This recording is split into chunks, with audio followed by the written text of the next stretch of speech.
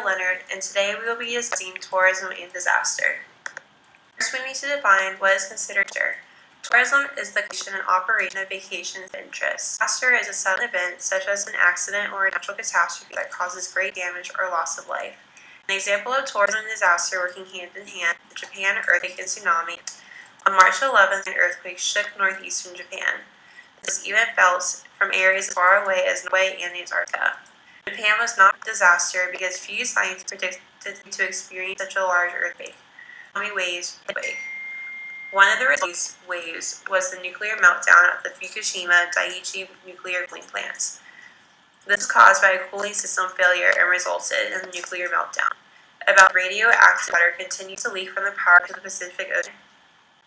One toll ended up being so high is that in areas such as Miyagi and Fukushima, only people headed immediately after. The initial tsunami warning underestimated the size of the wave and people. As a result, the number of confirmed deaths is with 25 reported missing. Tourism took a large toll on the disaster, with foreign visitor numbers in June and July 2011 dropping 30% compared to the same period in 2010. In disaster, 62% in April. 6.2 million foreign travelers, which is 27.8% compared to 2010. Prior to the disaster, Japan's tourism industry was expected to provide nearly 1,000 to 2,000 and contribute to Japan's total GDP. In order to numbers of disaster, impartial and up-to-date information needed to be spread throughout Japan. This numbers was driven by the fear of radiation and distorted apocalyptic images throughout. As a result of the tsunami, every hotel room contains a manual printed in Japanese, Chinese, Korean, not only warning guests of earthquakes, tsunamis, measures that need to be built on higher ground, and some have developed alarm systems and evacuation procedures to aid evacuation and shelter guests. Tourist destinations can prepare for disasters and plan. Mitigation, the emergency cover from all, provides the structure and process to and initially recover from events. Mitigation is the impact of disasters. The Japanese disaster by new buildings being built on high ground to avoid these also. To ensure that everyone involved in tourist destinations be aware of the EOP.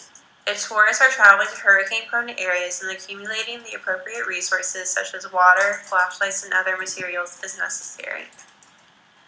As a response to tourist destinations and disasters, one needs to include actions to save lives and prevent further property damage. This can be included such as ensuring tourists have shelters to turn to in case of a tornado.